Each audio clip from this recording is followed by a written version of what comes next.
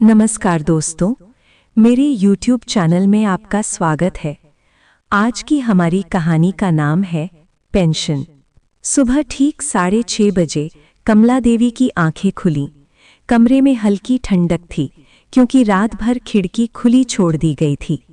बाहर से कोयल की आवाज आ रही थी, वही पुरानी एक ही स्वर में बार बार दोहराती हुई। कमला देवी ने बिस्तर पर करवट बदली।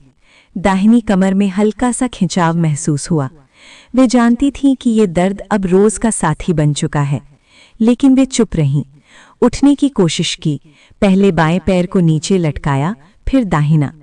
दोनों हाथों से बिस्तर के किनारे को पकड़कर धीरे धीरे शरीर को सीधा किया। सिरहाने पर रखी लाठी उठाई और उसका सहारा लेकर खड़ी हुईं। कमरा छोटा था, एक पुरानी लकड़ी की अलमारी जिसके दरवाजे पर आईना लगा हुआ था। वो आईना भी अब धुंधला पड़ चुका था। दीवार पर हरिशंकर की तस्वीर टंगी हुई थी। काले सफेद फोटो में वे मुस्कुरा रहे थे। कमला देवी ने एक पल उन्हें देखा।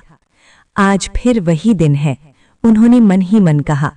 फिर धीरे से कमरे से बाहर निकली, बरामदा पार करके आंगन में पहुंची। आंगन में अभी भी रात की नमी बाकी थी।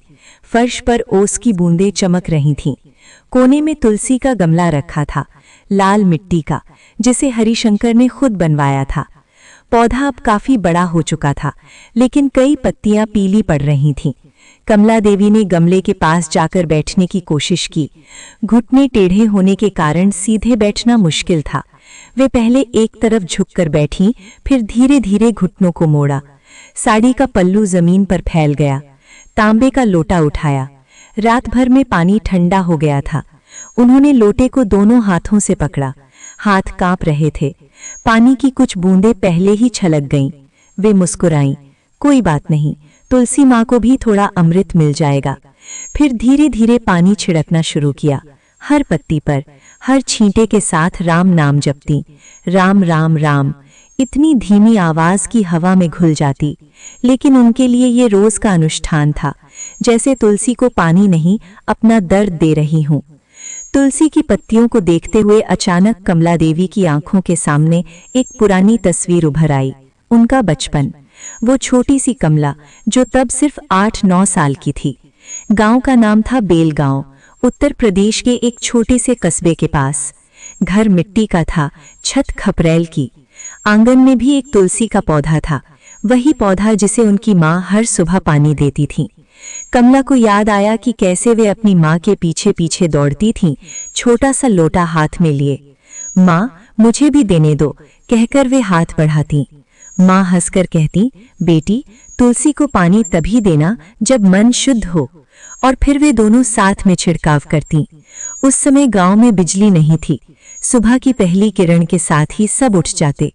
कमला की माँ सुबह सुबह चूल्हे पर चाय चढ़ाती, पिता खेत जाते, भाई बहन स्कूल। कमला सबसे छोटी थी, उसे स्कूल नहीं भेजा जाता था। घर का काम, माँ की मदद। लेकिन कमला पढ़ना चाहती थी। पड़ोस की एक आंगनवाड़ी वाली टीचर आती थी। वे कमला को चुपके चुपके अक्षर सिखाती। क ख ग। कमला रटती। रात को मिट्टी के तेल के दिए की रोशनी में किताब खोलकर बैठ जाती। माँ डांटती, तेरे लिए क्या पढ़ाई, शादी हो जाएगी तो सब भूल जाएगी। लेकिन कमला चुपचाप पढ़ती रहती। एक दिन याद आया जब वो 12 साल की हुई। गांव में मेले का आयोजन हुआ। दूर दूर से लोग आए। कमला ने पहली बार रंग बिरंगी चूड़ियां देखी, लाल पीली। उसने माँ से मांगी। माँ ने कहा, पैसे कहाँ से लाऊं?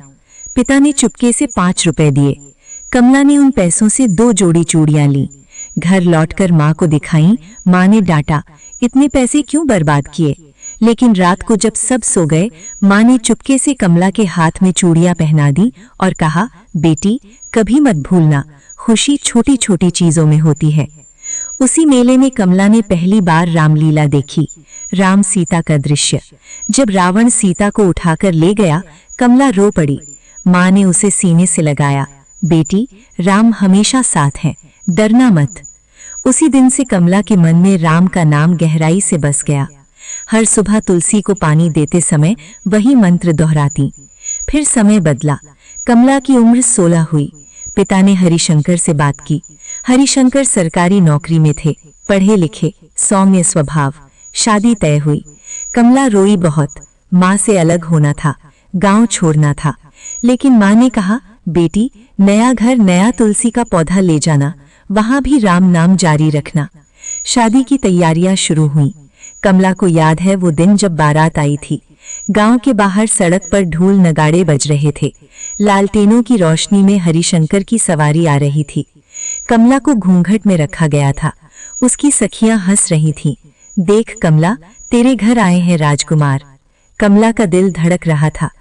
जब फेरे हुए तो हरिशंकर ने धीरे से कहा, मैं तुम्हें कभी दुख नहीं दूंगा। कमला ने घूंघट के नीचे से मुस्कुराकर सिर हिलाया। शादी के बाद जब वे दोनों साथ रात बिताने गए तो हरिशंकर ने कमला के हाथ पकड़े और कहा, तुम्हारा नाम कमला है तो घर में कमल जैसी शांति रहेगी। कमला ने शर्माते हुए कहा, मैं तो बस तुम्हारे साथ खुश रहूंगी। अगले दिन सुबह हरिशंकर ने कमला को आंगन में ले जाकर एक छोटा सा तुलसी का गमला दिया और कहा, ये तुम्हारी माँ ने दिया था, इसे यहाँ लगाओ, हमारा घर भी तुलसी माँ का आशीर्वाद लेगा। कमला ने खुद गमले में मिट्टी डाली और पौधा लगाया। हरिशंकर ने पानी डाला। दोनों ने साथ में राम नाम लिया। वो पल कमला के लिए बहुत खास था, जैसे नया जीवन शुरू हो रहा हो। हरिशंकर ने कहा, हमारे बच्चे होंगे तो उन्हें भी यही सिखाएंगे, राम का नाम और अपनों का सम्मान। कमला ने हंसकर कहा, और तुम मुझे कभी बोझ नहीं समझोगे ना? हरिशंकर ने गंभीर होकर कहा, तुम मेरी आधी आत्मा हो, बोझ कभी नहीं। कमला देवी की आंखें नम हो गईं। तुलसी की पत्ती पर हाथ फेरा। हरिशंकर जी, तुमने वादा किया था। आज तुम्हारे बच्चे मुझे बोझ कह रहे हैं। तुम्हारे दिए अपनापन टूट रहा है। तभी मुख्य द्वार पर जोर से धमाका हुआ। पुरानी लकड़ी की जालीदार चौखट हिल गई। कमला देवी का हाथ रुक गया। लोटा हवा में टंगा रह गया। पानी की कुछ बूंदें उनकी साड़ी पर गिर गईं। अंदर तेज कदमों से ममता आई। चेहरा लाल, आंखों में चिढ़, बाल खुले, साड़ी का पल्लू कंधे से सरक रहा था। दाहिने हाथ में 2 कागज, बाएं में मोबाइल। पैर नंगे, चप्पलें शायद जल्दबाजी में छूट गईं। माँ जी, आवाज में तीखापन। ये लो दोनों बिल, बिजली का 1480, पानी का 960, कुल 2040। कमला देवी ने धीरे से सिर उठाया। आंखें ममता पर टिकीं, फिर कागज पर, फिर वापस ममता पर। बहू बैठ जा, सुबह सुबह इतनी जल्दी क्या है? चाय पी ले। चाय नहीं चाहिए। ममता ने कागज कमला देवी की गोद में पटके। ये पढ़ लो और सोचो अब क्या करना है। कमला देवी ने कांपते हाथों से चश्मा उठाया। चश्मा पुराना, कांच पर खरोंचे। उन्होंने लगाया, बिल पढ़ने लगी। अंतिम तिथि लाल अक्षरों में, बकाया राशि। वे चुप रहीं। ममता ने चुप्पी तोड़ी। माँ जी, आपकी पेंशन हर महीने 5 तारीख को ठीक 20,000 की आ जाती है, बैंक में क्रेडिट। हम सबको पता है। अब घर का कुछ खर्च आप भी उठाओ। हम ही क्यों हर बार सब संभालें? बिजली, पानी, गैस, बच्चों की फीस, किराना, दवा, सब अजय के कंधे पर। और आप बस तुलसी को पानी देती रहती हो। कमला देवी ने धीरे से सिर हिलाया। अजय सरकारी नौकरी करता है, अच्छी सैलरी है, पहले कभी शिकायत नहीं की। अचानक ये क्या हो गया? ममता ने ठहाका लगाया। हंसी कड़वी। हाँ, कमाते हैं, लेकिन क्या सारी जिम्मेदारी उन्हीं की? हमारे बच्चे हैं, रोहन की इंजीनियरिंग, नेहा की कोचिंग। महंगाई देखी है, दूध 25, सब्जी 100 और आपकी पेंशन फ्री। सरकार की दया, अब थोड़ा योगदान दो। कमला देवी ने लोटा रखा। धीरे धीरे उठी, घुटनों में दर्द, चेहरा स्थिर। ये पैसे दवाइयों के लिए हैं बहू, ब्लड प्रेशर, शुगर, घुटने। हर महीने 7-8 हजार दवा में। डॉक्टर, रिपोर्ट बचाकर रखती हूं, उड़ाती नहीं। ममता ने ठंडी हंसी हंसी। नौटंकी बंद करो मां जी। दवा के नाम पर क्या लक्ष्मी को भेज देती हो या अलमारी में छिपाती हो? हर महीने साड़ी, घी, पैसे।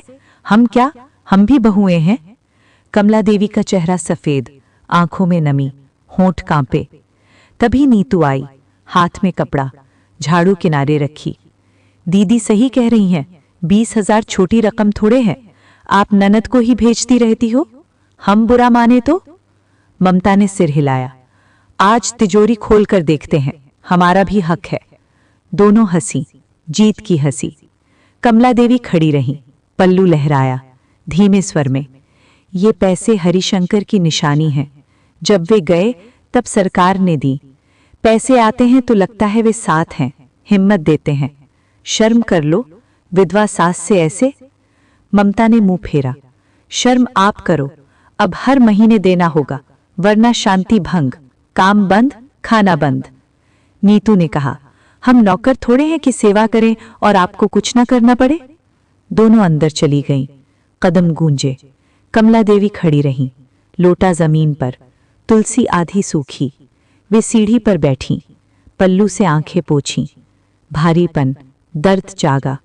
फिर से शादी की याद आई, जब हरिशंकर ने पहली बार कमला का हाथ थामा था और कहा था, तुम्हारे साथ जीवन भर चलूंगा, कभी अकेला नहीं छोड़ूंगा। आज वही हाथ अब नहीं है और उनके बच्चे कमला को बोझ समझ रहे हैं। सोचने लगी, कब बदल गया सब। बहुओं में लालच, बेटों में ठंडक। धूप तेज हो चुकी थी, आंगन गर्म था, लेकिन मन बिल्कुल ठंडा हो चुका था। हड्डियां ठंडी हो रही थीं। वे उठी, बाकी पानी तुलसी पर डाला, अंदर गईं कमरे में, दरवाज़ा बंद किया और फिर बिस्तर पर लेट गईं। अपने पति की तस्वीर देखी और बोली, हरिशंकर जी, तुमने वादा किया था, आज तुम्हारे बच्चे मुझे बोझ कह रहे हैं। तुम्हारे दिए अपनापन टूट रहा है। माँ की बातें याद आ रही हैं, मैं क्या करूं? आंसू बहे, चुपचाप, बिना आवाज। उस सुबह एक नई लड़ाई शुरू हुई, भीतर की, इज्जत, अपनापन, प्यार पर। और कमला देवी के मन में बचपन और शादी की यादें जैसे कोई पुरानी किताब खुल गई हो। बार बार उन्हें सहारा दे रही थीं, लेकिन साथ ही दर्द भी बढ़ा रही थीं। शाम का समय था, सूरज ढल चुका था, लेकिन आसमान में अभी भी हल्की नारंगी रंगत बाकी थी। पुणे की संकरी गली में स्ट्रीट लाइटें जलने लगी थीं। हल्की ठंडी हवा चल रही थी, जिसमें सर्दी की शुरुआत की आहट थी। घर के बाहर कुछ बच्चे खेल रहे थे, उनकी हंसी और चीखें दूर तक गूंज रही थीं। लेकिन घर के अंदर का माहौल बिल्कुल अलग था। अजय ऑफिस से लौट रहा था। साइकिल की घंटी की आवाज गली में गूंज रही थी। वो थका मांदा था। दिन भर की मीटिंग्स, फाइलें, बॉस की डांट, सब कुछ उसके कंधों पर बोझ की तरह लदा हुआ था। घर के दरवाजे पर पहुंचकर उसने साइकिल खड़ी की, जूते उतारे, पैरों में दर्द था। अंदर कदम रखा, लिविंग रूम में पुराने सोफे पर बैठ गया। आंखें बंद की, एक गहरी सांस ली, लेकिन शांति ज्यादा देर नहीं टिकी। रसोई से ममता की तेज आवाज आई, अजी सुनिए। ममता तेज कदमों से आई। उसके हाथ में 2 बिल थे, बिजली और पानी के।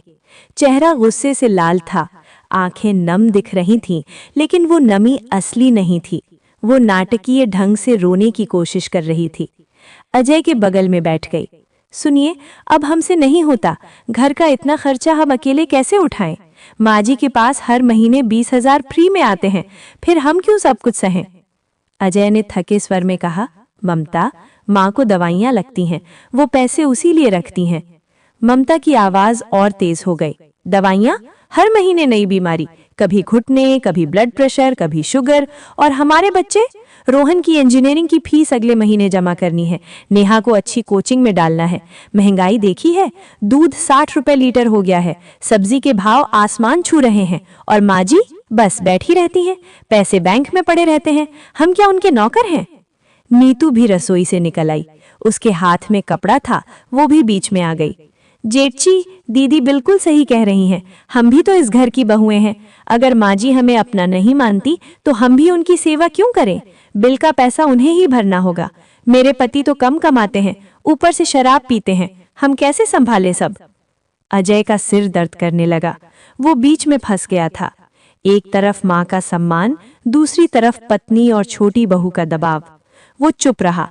ममता ने और जोर दिया, आज ही माँ जी से बात कर लीजिए, वरना मैं बच्चों को लेकर मायके चली जाऊंगी। इतना बोझ अब नहीं उठा सकती।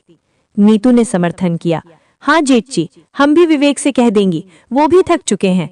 अजय ने धीरे से कहा, ठीक है, मैं माँ से बात कर लूंगा, लेकिन शाम को, अभी थक गया हूँ। ममता झल्ला गई। शाम को? अब तक कितनी शामें बीत गई, हर बार यही बहाना। आज फैसला होना चाहिए। वो उठी और कमरे में चली गई। दरवाजा जोर से पटका। नीतू भी मुंह बनाकर चली गई। अजय अकेला बैठा रहा। उसका मन भारी हो गया। वो सोचने लगा, ये सब कब शुरू हुआ?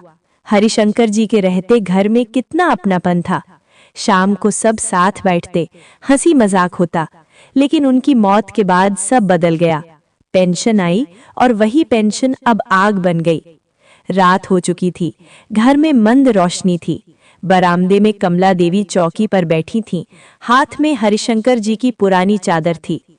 वे उसे सीने से लगाए बैठी थीं। बाहर से ठंडी हवा आ रही थी। अजय धीरे धीरे आया, माँ के पास बैठ गया। माँ? उसकी आवाज में झिझक थी। कमला देवी ने आंखें उठाईं। बेटा, आ गया? खाना खाया? अजय ने सिर हिलाया। माँ, बात करनी है।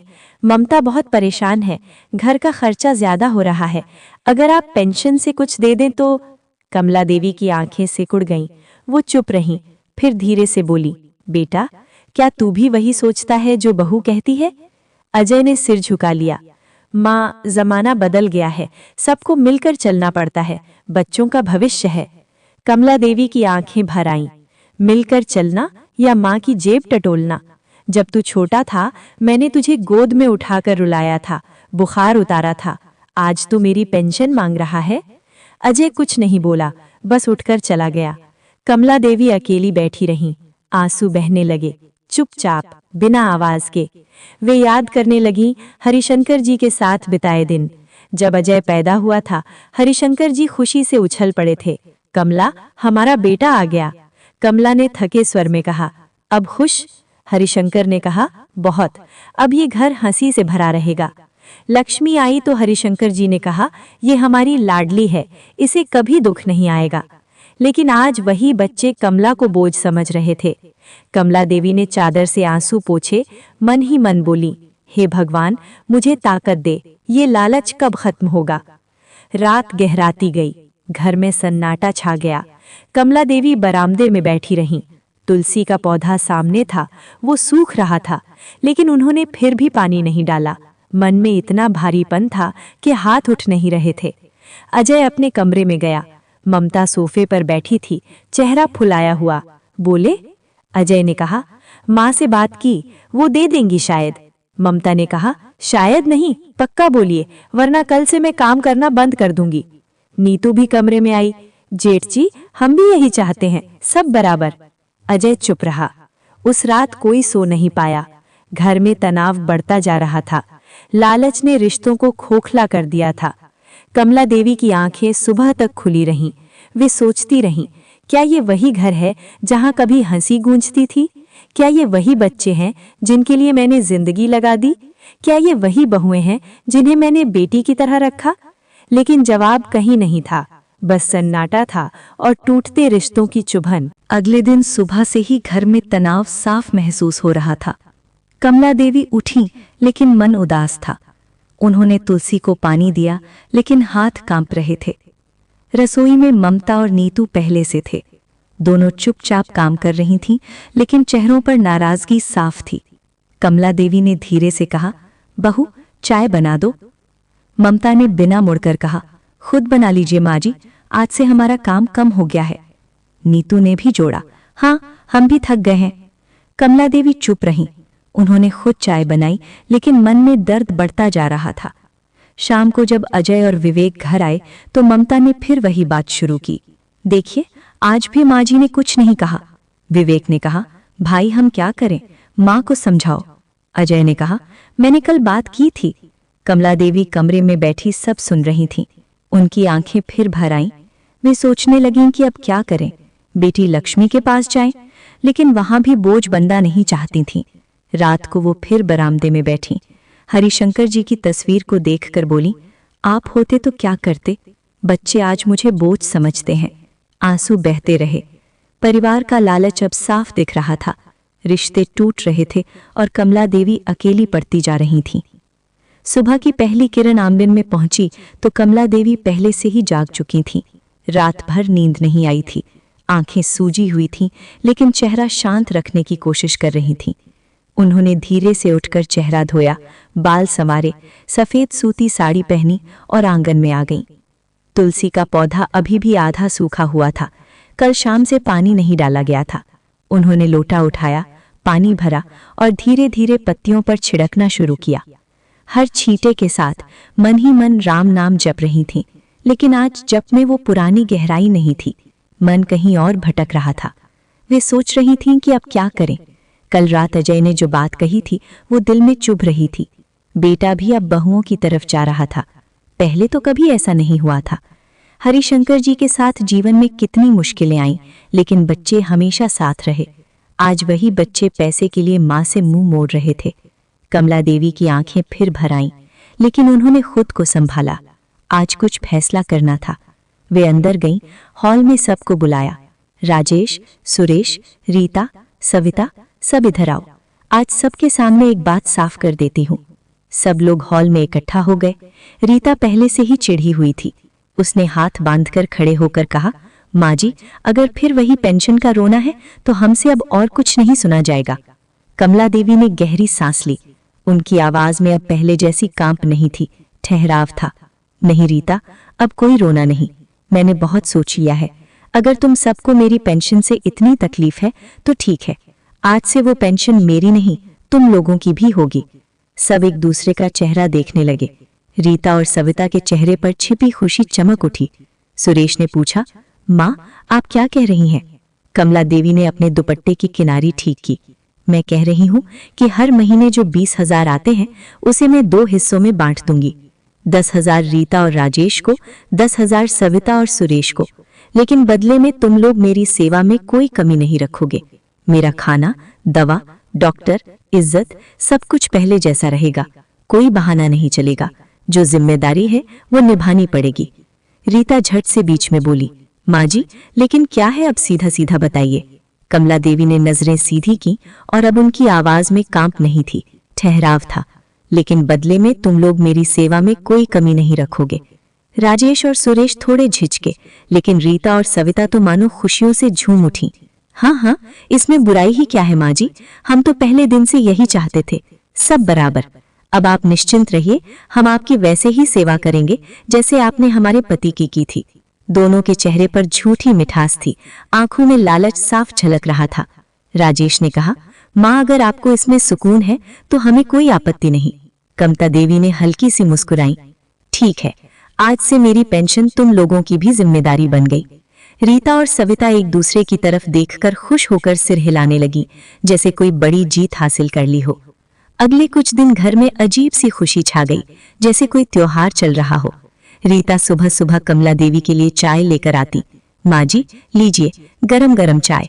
सविता उनके पैर दबाने लगती। माँ जी, आज पैर दबा दूं? कमला देवी को भी लगा कि शायद अब सब ठीक हो जाएगा। बच्चे समझ गए होंगे, बहुएं अब पहले जैसी हो गई हैं। पहले हफ्ते में पेंशन आई, बैंक से मैसेज आया। कमला देवी ने 10-10 हजार दोनों बहुओं को ट्रांसफर कर दिए। रीता ने तुरंत फोन पर लक्ष्मी से बात की। देखा, अब सब बराबर हो गया। सविता ने भी अपने मायके में फोन करके बताया, अब तो हम भी मालामाल हो गए। कुछ दिन तक सब ठीक चला। रीता रोज चाय लाती, सविता कभी कभी खाना परोसती, कमला देवी की दवा समय पर लाने लगी। लेकिन ये खुशी सिर्फ शुरुआत थी, असली जहर अभी छिपा हुआ था। पेंशन आने के बाद धीरे धीरे उनका रंग खुलने लगा। रीता अब दोबारा पहले जैसा व्यवहार करने लगी, ताने, उलाहने, आंखें दिखाना। सविता भी पीछे नहीं रही, सिर्फ पेंशन आने तक अच्छा व्यवहार। जैसे ही पैसे हाथ में आते, असली रूप सामने आ जाता। एक दिन दोपहर का समय था। कमला देवी आंगन में चारपाई पर बैठी हल्की धूप सेक रही थी। हाथ में दवा की पुड़िया थी जो खत्म होने वाली थी। उनकी तबीयत भी अब ठीक नहीं रहती थी। उन्होंने रीता को आवाज दी, बेटी रीता, जरा मेरी वो दवाई वाला पर्चा उठाना। डॉक्टर ने कहा था कि ये दवा बंद मत करना, खत्म हो रही है। रीता उस वक्त मोबाइल में व्हाट्सएप चला रही थी। आंखें तरेरते हुए बोली, माँ जी, इस महीने तो नहीं हो पाएगा दवाई ववाई लेना, ये ईएमआई भरनी थी, पैसा बचा ही नहीं। वैसे भी हर महीने कोई ना कोई बीमारी ले आती हो, अब बस भी करो, बुढ़िया हो चुकी हो, कितने दिन जीने वाली हैं। अपने बच्चों पर तरस खाइए और ये परेशानी फैलाना बंद करिए। महंगाई देख नहीं रही क्या? कमला देवी एक पल के लिए चुप रही। उनके होंठ कुछ कहने को हिले, लेकिन आवाज गले में अटक गई। तभी उन्होंने सविता को पुकारा। बेटी सविता, तुझसे कहूं तो तू मेरी दवाई ला देगी? सविता ने कपड़े तय करते करते बिना आंख मिलाए कहा, माँ जी माफ करना, लेकिन मेरे से भी नहीं हो पाएगा। आखिर हम 10,000 में क्या क्या कर लेंगे? मेरे पैसे पहले ही खत्म हो गए हैं, मैं भी क्या करूं?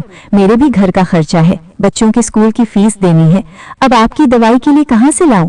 उसने ताना कसते हुए कहा, जब पैसे बांटने थे तब तो बड़ी बड़ी बातें थी, अब सब कुछ हम ही से कराना है, हमसे नहीं होगा।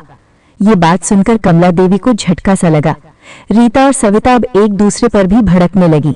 रीता ने सविता की ओर देखा और बोली, अरे तू भी तो हर महीने 10,000 लेती है ना, तू क्यों नहीं खरीद लाती दवाई? सविता भी पीछे नहीं हटी, मैं ही क्यों लाऊं? माँ जी तेरी भी तो सास है और तुम बड़ी हो तो तुम्हारा ज्यादा हक बनता है। रीता जोर से चीखी, अरे वाह, पैसे बांटने में तो बराबरी चाहिए थी ना, अब जिम्मेदारी में तेरा कुछ भी नहीं। दोनों के बीच जोर की बहस छिड़ गई। घर में वो शांति जो कुछ दिन पहले थी अब फिर से जहरीली हवा में बदल चुकी थी। कमला देवी ने रोकने की कोशिश की तो उन्हें धक्का देकर अलग कर दिया, जैसे वो उनके लिए मायने ही नहीं रखती। कमला देवी जमीन पर दर्द से कराहती रहीं, दोनों को देखती रहीं। आंखों में न आंसू थे न आवाज, बस दिल में चुभन थी। शाम को उन्होंने हिम्मत जुटाई और बेटों को बुलाया। राजेश और सुरेश कमरे में आए तो कमला देवी कांपती आवाज में बोली, बेटा आज मैंने बहुओं को दवाई लाने को कहा था, लेकिन दोनों ने मना कर दिया। अब दवाइयां खत्म हो गई हैं, मुझसे बाहर जाकर लाना भी नहीं होता, तुम दोनों में से कोई ले आए तो। राजेश ने झुंझलाकर कहा, माँ प्लीज, ऑफिस से अभी आया हूँ और आप अभी से शुरू मत हो जाइए। पहले बॉस की सुनूं, फिर घर आकर अपनी बीवी की सुनूं और उसके बाद आपकी भी सुनूं। अरे आप तो समझिए, आप तो मुझे परेशान मत करिए और थोड़ा चैन की जिंदगी जीने दीजिए। वैसे भी ज्यादा दिन तो जीने वाली है नहीं, तो आपको क्या बिना लड़े या फिर लड़ाई कराए हुए चैन नहीं आता? कोई जरूरत नहीं है दवाई की, ऐसे ही आप ठीक हो जाएंगी। सुरेश ने भी कहा, हाँ माँ, हमें बार बार बीच में मत बुलाया करो, तुमने ही तो कहा था बराबर बांट दूं, अब खुद ही संभालो, मुझसे मत बोलो। मेरे ऊपर बहुत सारा कर्जा है, आपके पैसे लाख लाख नहीं थे जो आप ऐसे हम पर हुक्म चलाती रहती हैं। कमला देवी उन दोनों को देखती रहीं। कभी ये बेटे उनके सिर पर हाथ रखकर कहते थे, माँ हम तुम्हारे साथ हैं। आज वही बेटे पीछे हट रहे थे और उनसे इतनी बदतमीजी से बात कर रहे थे। वे कुछ कहती उससे पहले ही दोनों बेटे वहां से जा चुके थे। कमला देवी कमरे में अकेली बैठी थीं। उन्होंने धीरे से आसमान की ओर देखा और मन में बुदबुदाई, हे भगवान, यही दिन देखने के लिए छोड़ा था इन बेटों के लिए, जिन हाथों से इन्हें पाला पोसकर बड़ा किया, आज उन्हीं हाथों से पेंशन की भीख मंगवा रहे हैं। उनका दिल जैसे अंदर से टूट चुका था। ना अब उनमें गुस्सा था, न कोई उम्मीद, बस एक थकान सी थी, बुढ़ापे की थकान। अब उन्हें अफसोस हो रहा था कि उन्होंने क्यों पेंशन बांट दी, क्योंकि जब तक नहीं बांटी थी तब तक उनके साथ अच्छा व्यवहार तो हो ही रहा था, लेकिन जब से बांटी है हालत उससे भी ज्यादा बदतर हो चुकी है। घर में रात का सन्नाटा था, लेकिन कमला देवी के अंदर एक तूफान चल रहा था। कभी जिस आंगन में हंसी ठिठोली गूंजा करती थी, अब वहां बस सन्नाटा और चिड़ियों की धीमी चहचहाहट सुनाई दे रही थी। रीता और सविता अब खुलकर अपने रंग दिखा रही थी। न अब वो सुबह की चाय बनाती थी, न दोपहर को कोई पूछता था कि माँ जी कुछ खाया या नहीं, बल्कि अब तो खाना भी देने से इनकार होने लगा था, जिससे उन्हें खुद के लिए खुद ही खाना और चाय बनानी पड़ती थी। कभी गलती से बोल देती तो लोग उन्हें ही सुना देते। एक दिन दोपहर में कमला देवी रसोई के पास खड़ी थी। थोड़ी हिम्मत जुटाकर उन्होंने धीरे से कहा, रीता बहू, जरा थोड़ा खाना दे दे, सुबह से कुछ नहीं खाया। रीता उस समय टीवी पर सीरियल देख रही थी। आंखें उठाई, होठ ताने और जोर से बोली, हर वक्त बस खाना ही चाहिए माँ जी को, घर कोई लंगर खाना है क्या? सुबह बोलो, दोपहर बोलो, रात बोलो, क्या कभी खुद कुछ कर नहीं सकती? कमला देवी चुप रही, क्योंकि अब बहस करने की ताकत उनमें बची नहीं थी। उसी वक्त सविता भी वहां आई और रीता के साथ हंसते हुए बोली, दीदी इनसे तो बस यही उम्मीद करना, हर वक्त या तो दवा चाहिए या रोटी, और ऊपर से हमें सुनाने भी लगती हैं कि बहुएं काम नहीं करती। रीता बोली, अब हम भी अलग हो जाएं तो ही चैन मिलेगा, हमें किसी की जिम्मेदारी नहीं उठानी, जिसने जन्म दिया है वही करें देखभाल। शाम को जब कमला देवी ने लोते हुए राजेश से कहा, बेटा तेरी बीबियां अब मुझे खाना तक नहीं देती, मैं और क्या कहूं तुझसे, तो राजेश ने नजरें झुका ली और ठंडी आवाज में बोला, माँ अब हर बात में बहुओं का दोष देना बंद करिए, थोड़ा बहुत तो आपको भी एडजस्ट करना चाहिए, और थोड़े बहुत काम आप कर लेंगे तो क्या हो जाएगा। सुरेश ने भी सिर हिलाते हुए कहा, हाँ माँ, आपने खुद ही पैसे बांट दिए थे, अब खुद ही संभालो। कमला देवी के होंठ कांप उठे, आंखों में नमी भर आई। कभी जिन बेटों के लिए उन्होंने अपनी जिंदगी लगा दी थी, आज वही उनसे नजरें चुरा रहे थे। रात को पूरा घर अपने अपने कमरों में बंद था। बस आंगन में अकेली बैठी थी कमला देवी। बरामदे की वो पुरानी चारपाई, दीवार पर टंगी हरिशंकर जी की तस्वीर और उनके सामने बैठी एक टूटी हुई औरत कमला देवी ने धीरे से आंखें बंद की और आंसू खुद ब खुद बह निकले। वे सिसकते हुए बोली, हरिशंकर जी, आप हमें अकेले छोड़कर क्यों चले गए? क्यों चले गए? आपके बच्चे आज मुझे अपना बोझ समझते हैं, जिनके लिए आपने और मैंने पूरी जिंदगी मेहनत की। आज वही मुझे रोटी देने के लिए भी तरसा रहे हैं। हवा में ठंडक थी, पर उनके दिल में उससे भी ज्यादा ठंडापन था। अब कोई उनके पास बैठता तक नहीं था, कोई उनसे बात तक नहीं करता था। न घर में जगह थी, न रिश्तों में अपनापन। पैसे आते वैसे ही उनसे छीन लिए जाते। हर रात की तरह उस रात भी उन्होंने बरामदे में आकाश की ओर देखा, जहां कभी अपने पति के साथ वो चांदनी गिनती थीं। अब वही आसमान उन्हें और भी अकेला महसूस करा रहा था। उन्होंने धीरे से खुद से कहा, शायद अब मेरा इस घर में कोई नहीं। अब मैं सिर्फ इस घर की दीवार हूं, जिस पर कोई ध्यान नहीं देता। उनका दिल अंदर से रो रहा था, लेकिन आवाज बाहर नहीं निकल पा रही थी, क्योंकि अब सुनने वाला कोई था ही नहीं। न बेटा, न बहुएं, बस एक तस्वीर जो सालों पहले के सुख की गवाही दे रही थी। दिन बीतते जा रहे थे। हर सुबह कमला देवी की आंखें पहले से थोड़ी ज्यादा भारी होकर खुलती थीं। शरीर में कमजोरी बढ़ रही थी। पहले जो हल्की सी ताकत होती थी, वो अब लगभग खत्म हो चुकी थी। वे बिस्तर से उठने में ज्यादा समय लगाती थीं। पैरों में सुन्नपन, कूल्हे में दर्द, लेकिन सबसे ज्यादा दर्द दिल में था।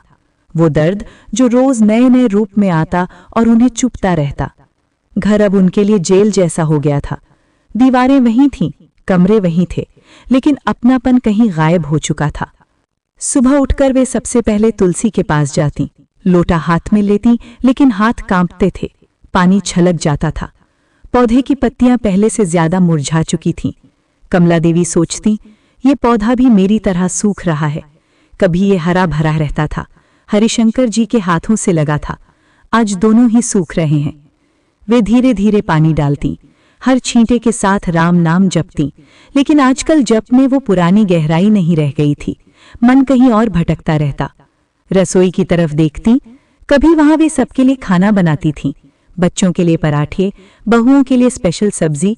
आज रसोई बंद रहती, या अगर खुली भी होती तो अंदर से सिर्फ बहुओं की हंसी या टीवी की आवाज आती। कमला देवी धीरे से रसोई के पास जाती, बर्तन देखती। कभी कभी रात का बचा हुआ चावल या रोटी मिल जाती, वे उसे गर्म करके खा लेती। कभी नहीं मिलता तो चुपचाप कमरे में लौट आती। एक दिन सुबह उन्होंने हिम्मत करके रीता से कहा, बहू, आज कुछ सब्जी बना दो, कल से सिर्फ रोटी खाई है। रीता ने बिना देखे जवाब दिया, माँ जी, आज बाजार नहीं गई, कुछ नहीं है, आप खुद देख लीजिए, हम थक गए हैं रोज रोज आपके लिए अलग से बनाना। सविता ने पीछे से हंसकर कहा, हाँ दीदी, इनसे तो रोज नई डिमांड रहती है, जैसे हमारा कोई काम नहीं। कमला देवी चुप रहीं। उन्होंने खुद आलू उबाले, थोड़ी सी सब्जी बनाई, लेकिन खाने में स्वाद नहीं था। मन उदास था। वे सोच रही थीं, मैंने इन बहुओं को पहली बार घर में आने पर हाथ जोड़कर स्वागत किया था, उनके लिए नए नए व्यंजन बनाए थे। आज वही बहुएं मुझे भूखा रख रही हैं। क्या मेरी मेहनत व्यर्थ हो गई? दोपहर का समय, आंगन में हल्की धूप थी। कमला देवी चारपाई पर बैठी थीं। शरीर में कमजोरी थी, सिर चकरा रहा था। उन्होंने रीता को आवाज दी, बेटी, मेरी ब्लड प्रेशर की दवा खत्म हो गई, पर्चा है, जरा दवा ले आओ। रीता मोबाइल में स्क्रॉल कर रही थी, बिना सिर उठाए बोली, माँ जी, इस महीने तो नहीं हो पाएगा, पैसा सब खर्च हो गया, बच्चों की फीस आई है, आपकी दवा महंगी है। बुढ़ापे में इतनी दवाइयां क्यों लेती हैं? थोड़ा सह लीजिए, कितने दिन जीना है? कमला देवी की सांस रुक गई। उन्होंने कुछ नहीं कहा, बस आंखें बंद कर ली। सविता ने भी जोड़ा, हाँ माँ जी, हम 10,000 में क्या क्या करें? स्कूल फीस, यूटिलिटी बिल, किराना, आपकी दवा के लिए अलग से कहाँ से लाएं? जब बांटने थे तब बड़ी बड़ी बातें की, अब सब हम पर डाल दिया। दोनों आपस में हंसने लगीं। कमला देवी चुप रहीं, लेकिन दिल में एक तेज चुभन हुई। वे सोच रही थीं, ये वही बहुएं हैं जिन्हें मैंने बेटी की तरह रखा, जिनके लिए मैंने रात दिन मेहनत की, आज ये मुझे रोटी के लिए भी तरसा रही हैं। शाम को बेटे आए। कमला देवी ने हिम्मत जुटाकर कहा, राजेश, सुरेश, बहुएं अब खाना भी नहीं देती, दवा नहीं लाती, मैं बहुत कमजोर हो गई हूं, डॉक्टर के पास ले चलो। राजेश ने झुंझलाकर कहा, माँ, रोज रोज यही बात, ऑफिस से थक कर आता हूं, पहले बॉस की सुनता हूं, फिर घर आकर बीवी की सुनता हूं, अब आप भी शुरू हो गई, थोड़ा एडजस्ट कर लीजिए, आप खुद भी कुछ कर सकती हैं। सुरेश ने कहा, हाँ माँ, आपने खुद पैसे बांटे थे, अब खुद संभाल लीजिए, हम क्या करें, हमारे ऊपर भी कर्ज है, काम का प्रेशर है। कमला देवी की आंखें भर आईं, वे कुछ बोल नहीं पाईं, बस सिर झुका लिया। दोनों बेटे चले गए। कमला देवी अकेली बैठी रहीं, आंसू बहते रहे। वे याद करने लगी जब राजेश छोटा था, बुखार आया था। कमला देवी रात भर जागी रहीं, माथे पर पट्टी रखी, पानी पिलाया। सुबह होते ही राजेश ने कहा था, माँ, आप सबसे अच्छी हो। आज वही बेटा उन्हें परेशान कह रहा था। वृद्धाश्रम जाने का विचार कमला देवी के मन में कई बार आया था, लेकिन हर बार एक गहरी हिचकिचाहट और अपराध बोध ने उन्हें रोक लिया। उनके मन में ये विचार सबसे पहले तब आया जब रीता ने एक दिन खुलकर कह दिया था, माँ जी, अब तो आपका यहाँ रहना सबके लिए बोझ बन गया है। अगर आप किसी अच्छे वृद्धाश्रम में चली जाएं तो हम सबको भी चैन मिलेगा और आपको भी अच्छी देखभाल मिलेगी। वहाँ डॉक्टर, नर्स, दवा, खाना सब कुछ व्यवस्थित होता है। उस दिन कमला देवी चुप रहीं, लेकिन रात को बरामदे में अकेली बैठकर उन्होंने पहली बार इस विचार को गंभीरता से सोचा, क्या सच में मेरी जगह अब यहाँ नहीं रही? क्या मैं सच में इतनी बोझ बन गई हूँ कि मेरे अपने बच्चे मुझे घर से बाहर निकालना चाहते हैं? उनके मन में दो आवाज़ें लड़ रही थीं। पहली आवाज़, नहीं, मैंने इस घर को अपने हाथों से बसाया है, हरिशंकर जी के साथ मिलकर ईंट ईंट जोड़ी है। यहीं अजय और सुरेश पैदा हुए, यहीं उनकी पहली हंसी गूंजी, यहीं उनकी शादी हुई, लक्ष्मी यहीं खेली कूद कर बड़ी हुई। ये मेरा घर है, मैं यहाँ से कैसे जा सकती हूँ? यहाँ मेरी यादें हैं, मेरी जिंदगी है। वृद्धाश्रम में जाकर मैं क्या करूँगी? अजनबियों के बीच रहकर? वहाँ भी तो कोई मेरा अपना नहीं होगा। लेकिन अब ये घर तुम्हारा नहीं रहा। यहाँ तुम्हें अपमान मिल रहा है, भूख मिल रही है, दवा नहीं मिल रही, रोज ताने सुनने पड़ रहे हैं। बेटे चुप हैं, बहुएं खुलकर जहर उगल रही हैं। क्या तुम इसी तरह मरना चाहती हो, धीरे धीरे सूख कर, अपमानित होकर? वृद्धाश्रम में कम से कम सम्मान से जीने को मिलेगा, खाना समय पर मिलेगा, दवा मिलेगी, डॉक्टर आएंगे, कोई तुम्हें बोझ नहीं कहेगा। शायद वहाँ कुछ शांति मिल जाए। कई रातें इसी द्वंद्व में बीती। कभी वे लक्ष्मी को फोन करने का मन बनाती, कभी सोचती कि बेटी पर बोझ नहीं बनना चाहिए, कभी वृद्धाश्रम के नाम सोचती। पूना में कई अच्छे वृद्धाश्रम हैं, जैसे आनंदवन, सेवा सदन, आशा कुटुंब। कुछ जगहों पर तो सरकार की मदद भी मिलती है, पेंशन सीधे वहां जा सकती है। लेकिन फिर मन कहता कि नहीं, मैं अपने घर से बाहर कैसे जाऊं? एक दिन शांति आंटी आईं। उन्होंने देखा कि कमला देवी और भी कमजोर हो गई हैं। आंटी ने सीधे पूछा, कमला जी, अब तो हद हो गई, आप कब तक ये सब सहती आएंगी? मैंने सुना है कि सेवा सदन वृद्धाश्रम बहुत अच्छा है, वहाँ मेरी एक जान पहचान की माँ रहती हैं। वे कहती हैं कि वहाँ सबकी अच्छी देखभाल होती है, कमरे साफ हैं, खाना अच्छा है, डॉक्टर रोज आते हैं। आप वहाँ क्यों नहीं चली जाती? कम से कम जीने को तो मिलेगा। कमला देवी ने धीरे से कहा, आंटी, वहाँ जाकर क्या करूँगी? वहाँ भी तो अजनबी होंगे, मेरे अपने तो यही हैं। आंटी ने कहा, अपने? ये आपके अपने हैं जो आपको भूखा रख रहे हैं, जो ताने मार रहे हैं, जो आपकी दवा तक नहीं लाते? कमला जी, ये लोग अब आपके अपने नहीं रहे, ये सिर्फ नाम के बेटे बहू हैं। असली अपनापन तो वो है जो आपको सम्मान दे, जो आपकी देखभाल करे। वृद्धाश्रम में कम से कम आपकी इज्जत रहेगी। उस दिन कमला देवी ने पहली बार गंभीरता से वृद्धाश्रम जाने का विचार किया। रात को उन्होंने हरिशंकर जी की तस्वीर से बात की। आप क्या कहते हैं, क्या मुझे जाना चाहिए? क्या ये घर अब मेरा नहीं रहा?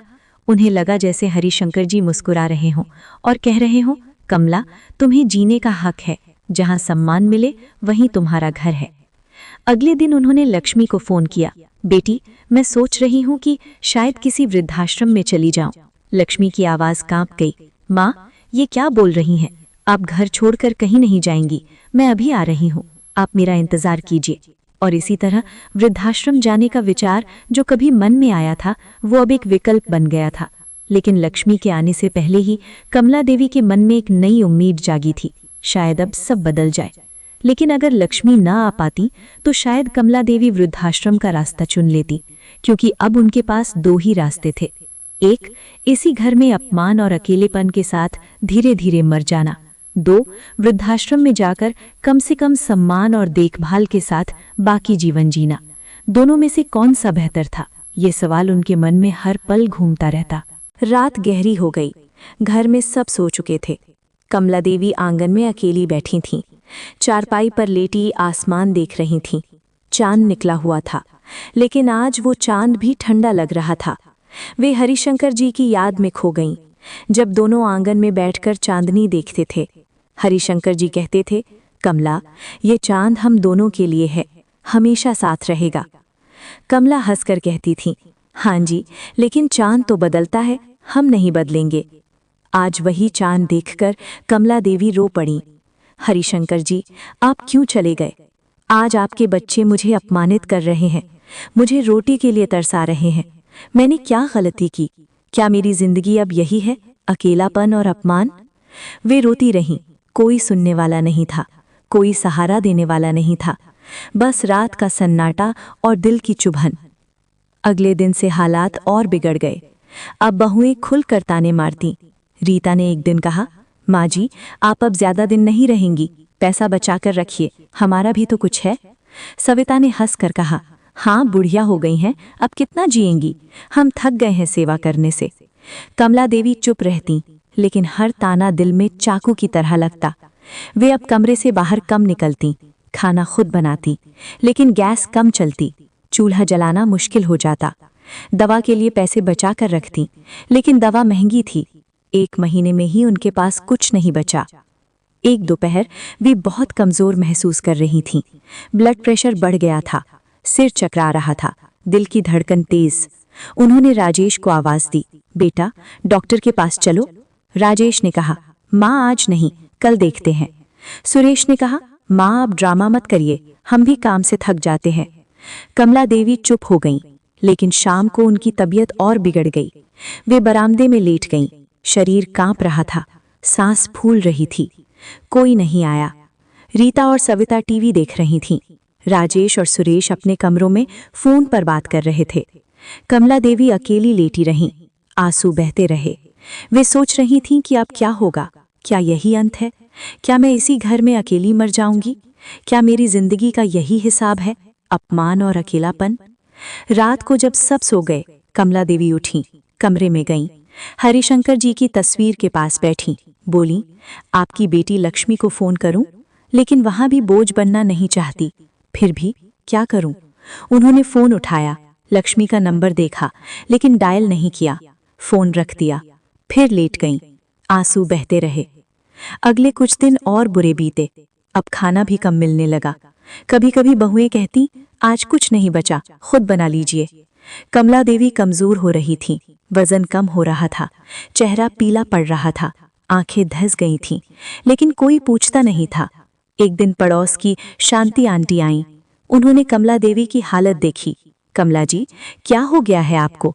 इतनी कमजोर क्यों लग रही हैं? चेहरा पीला है, आंखें धसी हुई हैं। कमला देवी ने हल्की मुस्कान दी, कुछ नहीं आंटी, बस उम्र हो गई है। शांति आंटी ने कहा, नहीं कमला जी, कुछ तो बात है, आप इतनी उदास क्यों हैं? पहले तो आप हंसती रहती थी। कमला देवी चुप रही, लेकिन आंखों से आंसू बह गए। शांति आंटी ने हाथ पकड़ा, बताइए ना, क्या हुआ? मैं आपकी सहेली हूं। कमला देवी ने धीरे से कहा, आंटी, अब घर में मेरी कोई जगह नहीं। बहुएं ताने मारती हैं, बेटे चुप रहते हैं, खाना भी नहीं मिलता, दवा नहीं मिलती, मैं बोझ बन गई हूं। शांति आंटी स्तब्ध रह गईं। अरे कमला जी, ये क्या कह रही हैं? आपने इन बच्चों को पाला है, आज ये ऐसा कर रहे हैं, ये तो बहुत गलत है। कमला देवी ने सिर हिलाया। हाँ आंटी, पेंशन की वजह से सब बदल गया। पहले सब अच्छा था, अब मैं अकेली हूँ। शांति आंटी ने कहा, आप लक्ष्मी को बुलाइए, वो आपकी बेटी है, वो आपको ले जाएगी। कमला देवी ने कहा, नहीं आंटी, मैं दामाद पर बोझ नहीं बनना चाहती। शांति आंटी ने कहा, तो क्या यहाँ मर जाएंगी? यहाँ तो आपकी हत्या हो रही है, भावनात्मक हत्या, शारीरिक हत्या, आपकी जान खतरे में है। कमला देवी चुप रहीं, लेकिन मन में कुछ हलचल हुई। शायद लक्ष्मी को फोन करना चाहिए, लेकिन अभी नहीं, अभी सह लूंगी। दिन बीतते गए, अपमान बढ़ता गया। अब कमला देवी बाहर कम निकलती, कमरे में रहती, खाना कम खाती, दवा नहीं ले पाती, शरीर और कमजोर होता जा रहा था। एक शाम वे बरामदे में बैठी थीं। अचानक लक्ष्मी का फोन आया। माँ, कैसे हैं आप? कमला देवी ने आवाज को संभाला। ठीक हूँ बेटी, तू कैसे है? लक्ष्मी ने कहा, माँ, आपकी आवाज अलग लग रही है, कुछ तो बात है, बताइए ना। कमला देवी ने कहा, कुछ नहीं बेटी, बस उम्र हो गई है। लक्ष्मी ने कहा, माँ, मैं जल्दी आ रही हूँ, आपका हाल देखना है। कमला देवी ने कहा, नहीं बेटी, आने की जरूरत नहीं। लेकिन लक्ष्मी ने फोन रखते हुए कहा, मैं आऊंगी माँ, आप अकेली नहीं है, मैं आपकी बेटी हूँ, आपका दर्द मैं सहन नहीं कर सकती। कमला देवी ने फोन रखा, आंसू बह गए। शायद अब कोई आ रहा था, शायद अब कोई सहारा मिलेगा, लेकिन दिल में डर था, क्या सब कुछ बदल पाएगा या फिर ये अपमान और अकेलापन हमेशा के लिए रह जाएगा। वे लेट गईं, आंखें बंद की, लेकिन नींद नहीं आई। रात भर यादें घूमती रहीं, हरिशंकर जी के साथ बिताए दिन, बच्चों की हंसी, बहुओं के आने की खुशी, सब कुछ जैसे फिल्म की तरह चलती रही। और आज सब कुछ बदल गया था। कमला देवी ने मन ही मन प्रार्थना की, हे भगवान, मुझे ताकत दे, या तो मुझे यहाँ से निकाल लो या फिर इस दर्द को खत्म कर दो। लेकिन जवाब नहीं आया, बस सन्नाटा था और अकेलापन और गहरा होता जा रहा था। एक दोपहर का वक्त था। कमला देवी पुराने बरामदे में टूटी चारपाई पर बैठी थीं। सफ़ेद सूती साड़ी अब मुरझा चुकी थी, बाल बिखरे थे, चेहरा थका और पीला पड़ चुका था। धूप की कुछ किरणें उनके चेहरे पर पड़ रही थीं, लेकिन वो धूप अब गर्माहट नहीं, सूनापन दे रही थी। वो आराम से रूखी रोटी खाती हुई रो रही थीं। उनकी बहुओं को अपने टीवी और फोन से फुर्सत नहीं थी, जिससे वो उनसे उनका हालचाल पूछ सकें। तभी अचानक दरवाजे पर एक गाड़ी आकर रुकी। दरवाज़ा खुला और अंदर से आई उनकी बेटी लक्ष्मी, जिसके साथ उसका पति राहुल भी था। जैसे ही लक्ष्मी ने अपनी माँ की हालत देखी, उसका दिल जैसे किसी ने निचोड़ दिया हो। वो भागकर अपनी माँ के पास आई और ज़मीन पर उनके पैरों में बैठ गई। उसके हाथ कांप रहे थे, आंखों में आंसू भरे थे। उसने माँ के झुर्रियों भरे हाथ को पकड़ लिया और जोर से चिपक गई। लक्ष्मी रोते हुए बोली, माँ, ये क्या हाल बना रखा है आपने? ये किसने किया आपके साथ? आप इतनी कमज़ोर क्यों लग रही हैं माँ? लक्ष्मी भागते हुई माँ के पास आई और ज़मीन पर उनके पैरों में बैठ गई। उसके हाथ कांप रहे थे, आंखों में आंसू भरे थे। उसने माँ के झुर्रियों भरे हाथ को पकड़ लिया और जोर से चिपक गई। लक्ष्मी रोते हुए बोली, माँ, आपने बताया क्यों नहीं? मैं तो एक बार भी नहीं समझ पाई कि आप इस हालत में हैं। आप ऐसे अकेली क्यों झेलती रहीं? मुझे क्यों नहीं बताया? कमला देवी की आंखों से भी आंसू बह निकले। उन्होंने कांपते हाथों से अपनी बेटी के सिर पर हाथ रखा। कमला देवी कमजोर आवाज में बोली, बिटिया, क्या बताती? तेरा मन दुखी ना हो इसीलिए कभी कुछ नहीं कहा। ये बहुएं तेरे भाइयों के सामने तो दूध सी मीठी बनती हैं, और जब दरवाज़ा बंद होता है तो वही हाथ, वही जुबान जहर बन जाती हैं। लक्ष्मी का दिल जैसे किसी ने निचोड़ दिया। वो फूट फूट कर रो पड़ी। उसका पति राहुल भी अवाक खड़ा था, कुछ बोल नहीं पा रहा था। उसी वक्त रीता और सविता दोनों वहां आ गईं। चेहरों पर वही पुरानी अकड़ और नखरे। रीता ताना मारते हुए बोली, अरे देखो तो जरा, बिटिया रानी आ गई है माँ जी को बचाने। अब तो हमें ही कसूरवार ठहराया जाएगा। सविता भी पीछे से बोली, हाँ दीदी, अब बिटिया रानी तो आएंगी ही ना, माँ जी तो इन्हीं की हैं। हम तो जैसे पराये हो गए। घर के आंगन में जैसे किसी तूफान का माहौल था। कमला देवी कमरे के कोने में बैठकर सिसक रही थीं और सामने रीता और सविता अकड़ के साथ खड़ी थीं जैसे घर की मालकिन हूँ। लक्ष्मी ने धीरे धीरे उठकर आंसू पोंछे।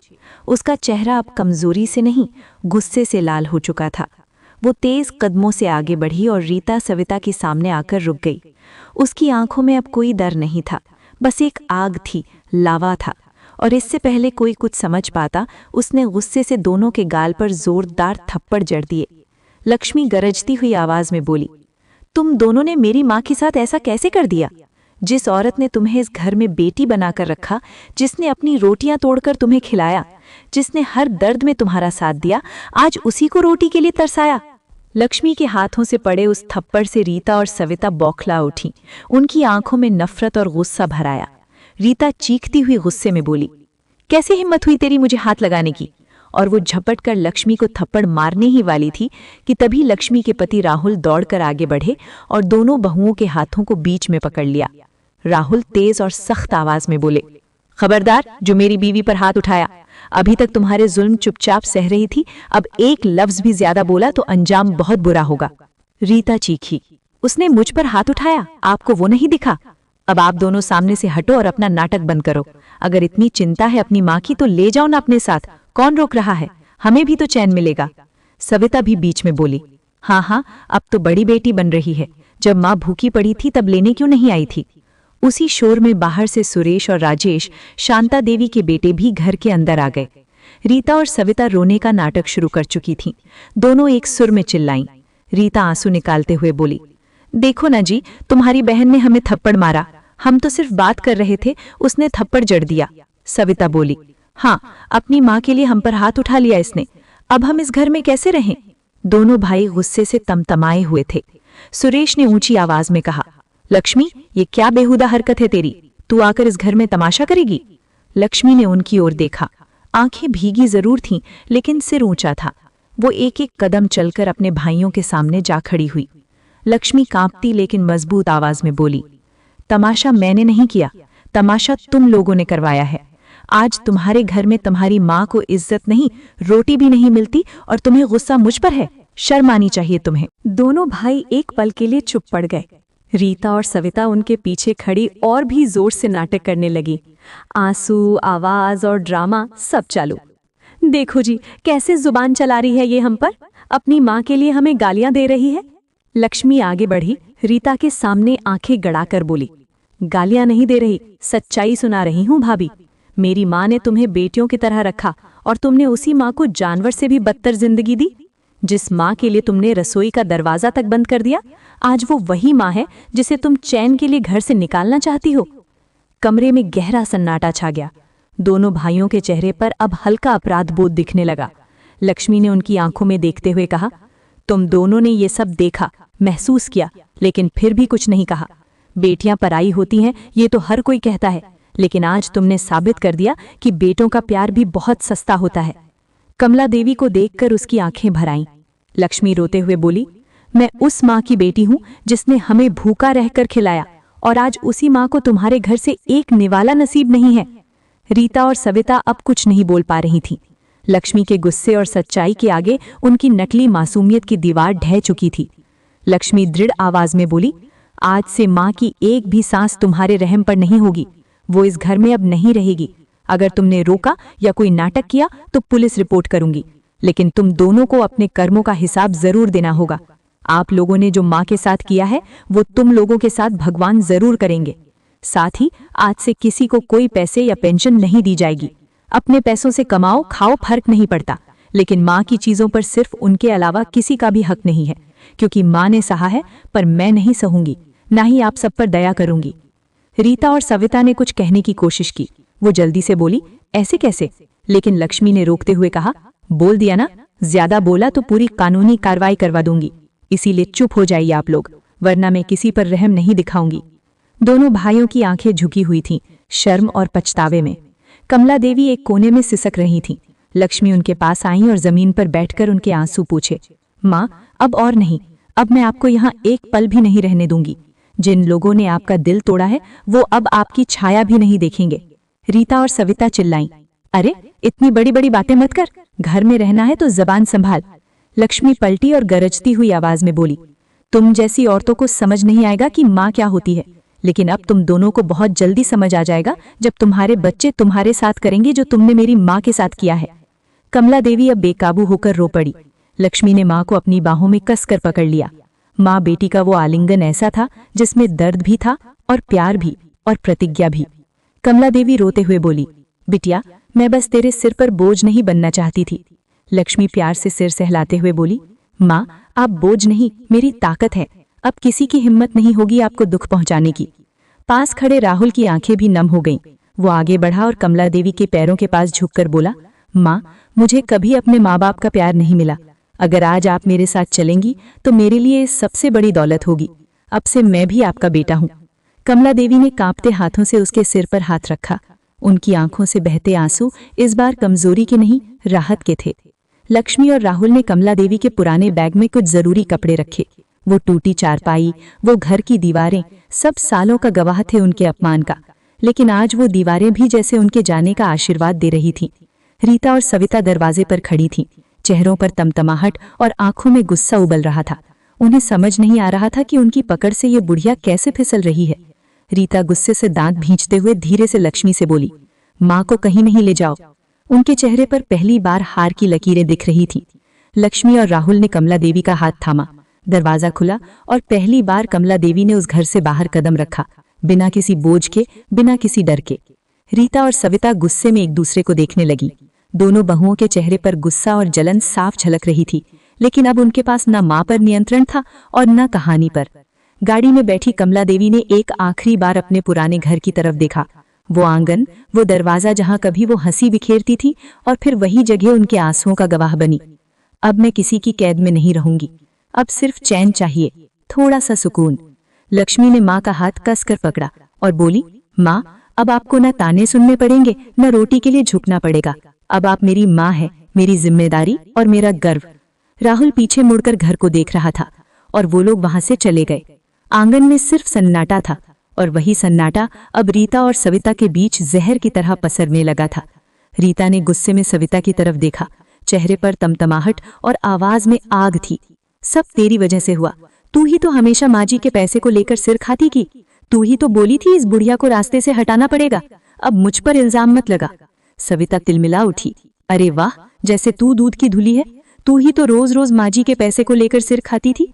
तू ही तो बोली थी इस बुढ़िया को रास्ते से हटाना पड़ेगा। अब मुझ पर इल्जाम मत लगा। रीता पैर पटकते हुए कहा, हाँ तो क्या करती, तू भी तो मेरे साथ थी। अब जब सब कुछ हाथ से निकल गया तो अपनी गंदगी मुझ पर डाल रही है। दोनों के बीच झगड़ा बढ़ता गया। गालियां, आरोप, पुराने जख्मों की परतें खिलती गईं।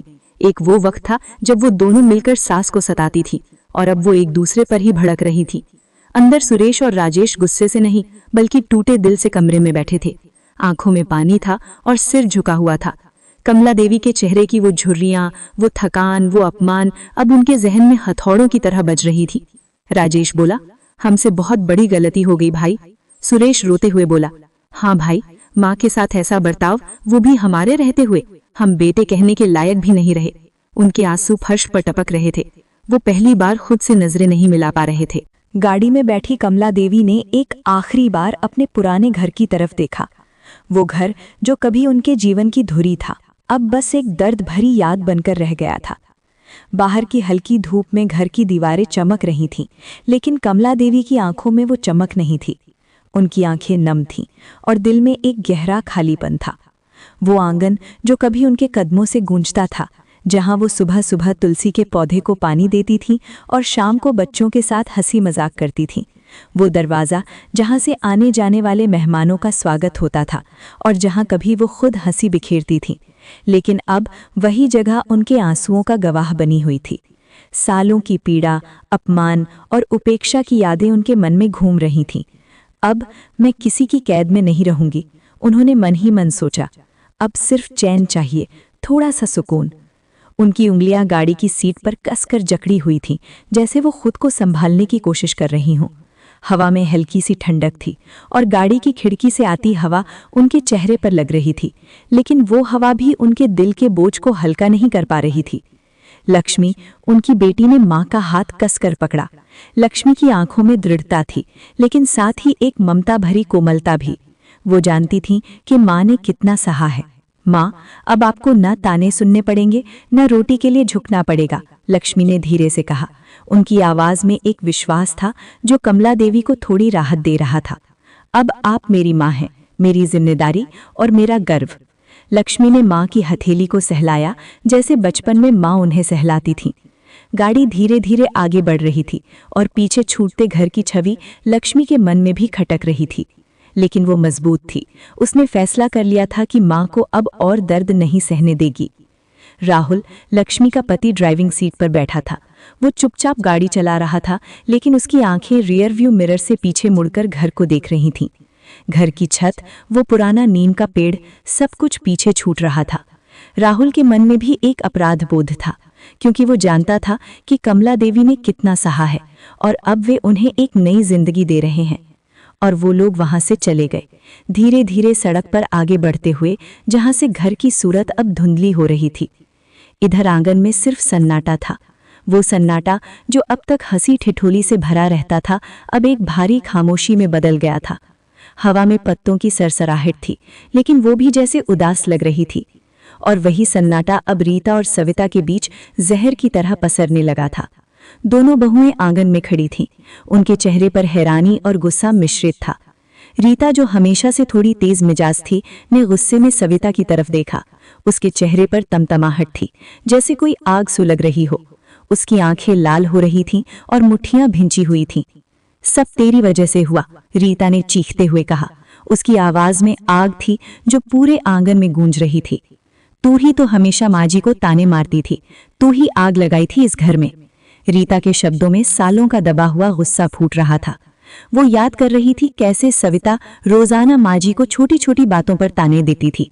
खाना बनाने में देरी हो गई, कपड़े ठीक से नहीं धुले, या फिर घर के काम में हाथ ना बटाना। रीता को लग रहा था कि अगर सविता ना होती तो शायद घर की स्थिति इतनी खराब ना होती। सविता तिलमिला उठी। वो भी कम नहीं थी, उसकी आंखों में चुनौती थी। अरे वाह, जैसे तू दूध की धुली है, सविता ने पलटवार किया। उसकी आवाज तेज और कटु थी। तू ही तो रोज रोज माजी के पैसे को लेकर सिर खाती थी। तू ही तो बोली थी इस बुढ़िया को रास्ते से हटाना पड़ेगा। अब मुझ पर इल्जाम मत लगा। सविता के शब्दों में अपना बचाव था, लेकिन साथ ही रीता पर आरोप भी। वो याद कर रही थी कैसे रीता हमेशा कमला देवी की पेंशन पर नजर रखती थी और उसे खर्च करने पर झगड़ती थी। तूने खुद कहा था कि माजी अब बोझ हैं, उन्हें अलग कर दो, सविता ने जोड़ा। उसके चेहरे पर एक व्यंग्यात्मक मुस्कान थी। दोनों के बीच की ये लड़ाई अब पुरानी हो चुकी थी, लेकिन आज का घटना ने इसे फिर से जिंदा कर दिया था। दोनों के बीच झगड़ा बढ़ता गया। गालियां निकलने लगी। तू हरामखोर, तू चुड़ैल जैसे शब्द आंगन में गूंज रहे थे। पुराने जख्मों की परतें खुलती गईं। एक वो वक्त था जब वो दोनों मिलकर सास को सताती थीं। सुबह से शाम तक ताने, काम का बोझ डालना और कभी-कभी खाने से भी वंचित रखना। लेकिन अब जब सास चली गई तो वो एक दूसरे पर ही भड़क रही थीं। आंगन की दीवारें जैसे इन आरोपों को सुनकर थरथरा रही थीं। अंदर सुरेश और राजेश गुस्से से नहीं बल्कि टूटे हुए दिल से कमरे में बैठे थे। कमरा छूटा था। दीवारों पर पुरानी तस्वीरें लगी हुई थीं। कमला देवी की शादी की तस्वीर, बच्चों के साथ की यादें। लेकिन आज वो तस्वीरें जैसे उन्हें ताने मार रही थीं। दोनों भाइयों की आंखों में पानी था और सिर झुका हुआ।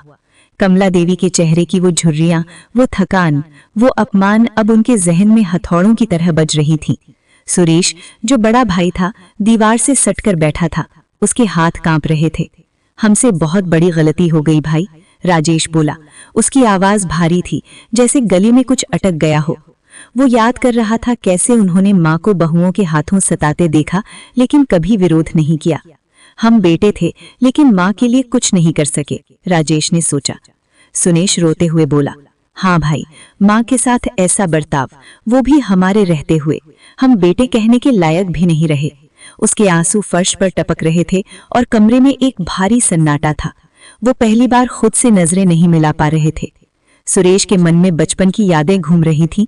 माँ का सुबह उठकर नाश्ता बनाना, स्कूल भेजना, बीमार होने पर रात भर जागना। लेकिन बड़े होने पर उन्होंने माँ को भुला दिया। हमने माँ को बोझ समझ लिया, सुरेश ने सोचा, और उसका दिल और टूट गया। बाहर अब भी रीता और सविता का झगड़ा जारी था। उनकी चीखें घर की दीवारों से टकरा रही थीं। रीता चीखते हुए बोली, अगर तू बीच में ना पड़ती तो आज ये दिन नहीं आता। उसकी आवाज इतनी तेज थी कि पड़ोसी भी सुन सकते थे। सविता बोली, तू अपनी औकात भूल गई है क्या? माँ जी की वजह से घर में तनाव आया और अब बहाना बना रही है। उनकी चीखें पूरे घर में गूंज रही थीं और अंदर दो बेटों का दिल टूट चुका था। सुरेश और राजेश ने एक दूसरे की तरफ देखा, लेकिन कुछ कह नहीं पाए। घर अब एक जंग का मैदान बन गया था, जहां प्यार की जगह सिर्फ आरोप और दर्द था। समय का चक्र बड़ा निराला है। वो कभी रुकता नहीं, कभी ठहरता नहीं, जैसे बोओगे वैसा काटोगे, ये जीवन का अटल नियम है। वर्षों बाद जब रीता और सविता खुद बुजुर्ग हो गईं और राजेश तथा सुरेश की औलादें बड़ी हो गईं, तो समय ने अपना चक्र पूरा किया। अब रीता और सविता के बेटे बहू भी वही राह पर चल पड़े जो कभी रीता और सविता ने अपनी सास के साथ अपनाई थी। समय की धारा में साल गुजरते गए, बच्चे बड़े हुए, नौकरियां लगीं, शादियां हुईं और घर में नई पीढ़ी आई, लेकिन साथ ही पुराने कर्मों का बोझ भी बढ़ता गया। रीता अब 65 साल की हो चुकी थी। उसके बाल सफ़ेद हो चुके थे, चेहरे पर झुर्रियां पड़ गई थीं और शरीर कमज़ोर हो गया था। वो घर के एक कोने में बैठी रहती थी, जहां कभी वो खुद सास को बिठाती थी। उसके बेटे ने अच्छी नौकरी पाली थी, एक कंपनी में मैनेजर था, अच्छी तनख्वाह मिलती थी, लेकिन बहू के साथ मिलकर रीता को घर का बोझ समझने लगा था। बहू, जो शहर से आई थी, हमेशा व्यस्त रहती थी, ऑफिस जाती, बच्चों को स्कूल छोड़ती और शाम को थककर चिड़चिड़ी हो जाती। एक दिन रीता ने अपनी बहू से कहा, बहू, आज थोड़ा खाना दे दे, कल से कुछ नहीं खाया। उसकी आवाज़ कमज़ोर थी, जैसे मांगते हुए शर्म आ रही हो। बहू ने ठंडी आवाज़ में कहा, माँ जी, अब आपकी दवा और खाने का बोझ हम क्यों उठाएं? आपके पास पेंशन आती है ना, खुद संभालिए, हम क्या आपके नौकर हैं? बहू के शब्दों में कोई दया नहीं थी, सिर्फ झुंझलाहट। वो किचन में खड़ी थी, प्लेट धो रही थी और रीता की तरफ देखे बिना ही बोल रही थी। रीता स्तब्ध रह गई। उसके मन में पुरानी यादें घूम गईं, जब वो खुद अपनी सास कमला देवी से वैसा ही व्यवहार करती थी। तू बोझ है, वो कहती थी, और आज वही शब्द उसके कानों में गूंज रहे थे। रीता की आंखें नम हो गईं, लेकिन वो कुछ कह नहीं पाईं। वो चुपचाप अपने कमरे में चली गईं, जहां अंधेरा था और दीवारें जैसे उसे घूर रही थीं। धीरे धीरे रीता को भूखा तरसाया जाने लगा। सुबह का नाश्ता नहीं मिलता, दोपहर का खाना देर से, और शाम को बहू कहती, मैं थक गई हूँ, खुद बना लो। रीता की कमजोरी बढ़ती गई, लेकिन घर में कोई ध्यान नहीं देता। दवा के लिए पैसे मांगे तो बहू ने कहा, माँ जी, महंगाई बढ़ गई है, बच्चों की फीस, घर का खर्च, सब कुछ हम पर है, आपकी दवा कहाँ से लाएं? बहू के शब्दों में व्यंग्य था, जैसे रीता कोई बाहरी हो। रीता ने सोचा, कितना आसान था तब सास को ताने मारना, लेकिन अब खुद पर आया तो कितना दर्द होता है। एक शाम रीता की तबीयत बिगड़ गई। वो बरामदे में लेटी कर रही थी। उसके सीने में दर्द था, सांस फूल रही थी। बाहर बारिश हो रही थी और ठंडी हवा उसे और कमजोर कर रही थी। बेटा आया, लेकिन बोला, माँ, डॉक्टर के पास ले जाने का समय नहीं है, आप खुद संभालिए। वो जल्दी में था, ऑफिस से लौटा था और फिर बाहर जाने की तैयारी कर रहा था। रीता रो पड़ी। उसके आंसू बारिश के पानी में मिल रहे थे। उसे अपनी सास की याद आई। माँ जी, मैंने आपके साथ क्या किया था, आज वही मेरे साथ हो रहा है। रीता ने मन ही मन माफी मांगी, लेकिन समय बीत चुका था। वो रात भर कर रहती रही, लेकिन घर में कोई नहीं आया। अगली सुबह वो किसी तरह उठी, लेकिन उसका दिल टूट चुका था। सविता का हाल भी वैसा ही था। वो भी अब बुजुर्ग हो चुकी थी। उसके घुटने दर्द करते थे और आंखों की रोशनी कम हो गई थी। उसके बेटे की बहू ने खुलकर कह दिया, माँ जी, अब आप ज्यादा दिन नहीं रहेंगी, घर में जगह घेर रही हैं, किसी वृद्धाश्रम में चली जाइए, वहाँ अच्छी देखभाल मिलेगी। बहू के शब्द क्रूर थे, जैसे वो सविता को कोई पुराना सामान समझ रही हो। सविता ने विरोध किया, बहू, ये मेरा घर है, मैं कहाँ जाऊंगी? लेकिन बहू ने सुनने से इनकार कर दिया। एक दिन झगड़े में बहू ने धक्का देकर उसे घर से बाहर निकाल दिया। जाओ, जहाँ जाना है जाओ, हमारा घर अब शांत हो जाएगा। सविता सड़क पर खड़ी रो रही थी। उसके हाथ में एक छोटा सा बैग था, जिसमें उसके कुछ कपड़े थे। बारिश हो रही थी और वो भीग रही थी। उसके मन में अपराध बोध था। मैंने अपनी सास को तरसाया था, आज मेरी औलाद मुझे तरसा रही है। समय का चक्र घूम गया। सविता ने आसपास देखा, लेकिन कोई मदद नहीं मिली। वो एक पड़ोसी के घर गई, लेकिन वहां भी ठहरने की जगह नहीं मिली। आखिरकार वो एक वृद्धाश्रम पहुंची, जहां अजनबी लोग थे, लेकिन कम से कम छत तो थी। वहां लेटकर वो रोती रही, पुरानी यादों में खोई हुई। राजेश और सुरेश भी समय के चक्र से नहीं बच सके। उनके बच्चे अब बड़े हो चुके थे, नौकरियां कर रहे थे, परिवार बसा चुके थे, लेकिन पुराने कर्मों का फल उन्हें भी मिला। राजेश से बहू ने कहा, पापा जी, अब आपका समय हो गया, घर का खर्चा हम क्यों उठाएं, अपनी पेंशन से खुद संभालिए। बहू के शब्दों में कोई सम्मान नहीं था, सिर्फ बोझ का एहसास था। राजेश, जो कभी घर का मुखिया था, अब कोने में बैठा रहता। वो याद करता कैसे उसने अपनी माँ को नज़रअंदाज किया था। सुरेश को उसके बेटे ने घर से निकाल दिया। पापा, आप बोझ बन गए हैं, बाहर जाकर रहिए। सुरेश सड़क पर खड़ा था, उसके मन में दर्द था। दोनों बेटे अब वही अपमान सह रहे थे जो उन्होंने अपनी माँ को दिया था। वे रोते हुए सोचते, माँ, हमने आपके साथ गलत किया, आज हमारे साथ वही हो रहा है। राजेश एक पार्क में बैठा रो रहा था, जहां बुजुर्ग लोग इकट्ठा होते थे। सुरेश एक दोस्त के घर ठहरा, लेकिन वहां भी अपमान मिला। दोनों भाइयों ने एक दूसरे से बात की, भाई, हमारी गलती का फल मिल रहा है। समय ने उन्हें सबक सिखाया, लेकिन देर हो चुकी थी। समय का चक्र ऐसा ही है, ये कभी रुकता नहीं। कर्मों का फल देर से ही सही, लेकिन जरूर मिलता है। जो आज किसी को दर्द देते हैं, कल वही दर्द उन्हें मिलता है। ये जीवन का अटल नियम है, जैसा करोगे वैसा भरोगे। समय घूमता है और इतिहास खुद को दोहराता है। इस कहानी में हम देखते हैं कैसे एक परिवार की उपेक्षा और अपमान की शुरुआत एक सास से हुई और फिर वो चक्र घूमकर सभी को अपनी चपेट में ले लेता है। रीता, सविता, राजेश और सुरेश सभी ने अपनी माँ के साथ अन्याय किया और वर्षों बाद वही अन्याय उनके साथ हुआ। समय की ये लीला हमें सिखाती है कि जीवन में हर कर्म का हिसाब होता है, कोई बच नहीं सकता। पुरानी कहावत है, करनी का फल भोगना पड़ता है। यहाँ ठीक वही हुआ। कमला देवी ने सहा, लेकिन उनकी बेटी लक्ष्मी ने उन्हें सम्मान दिया और शायद उनका जीवन सुकून से गुजरा, लेकिन बाकी लोग दर्द में जी रहे थे।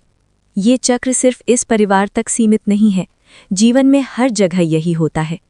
लोग युवावस्था में बुजुर्गों को भूल जाते हैं, उन्हें बोझ समझते हैं, लेकिन जब खुद बुजुर्ग होते हैं तो वही बोझ उनके ऊपर आ जाता है। रीता जब अपनी बहू से ताने सुनती थी तो उसे कमला देवी की याद आती और वो सोचती, काश मैंने तब समझा होता, लेकिन पछतावा अब क्या फ़ायदा। सविता वृद्धाश्रम में बैठी सोचती, मैंने सास को घर से निकालने की बात की थी, आज मुझे निकाला गया। राजेश और सुरेश भी यही सोचते। समय का चक्र निरंतर घूमता रहता है और इसमें फंसकर लोग अपना सबक सीखते हैं, लेकिन अगर पहले से सावधान रहें तो शायद ये दर्द टाला जा सकता है। इस कहानी से हमें यही शिक्षा मिलती है कि बुजुर्गों का सम्मान करना हमारा कर्तव्य है।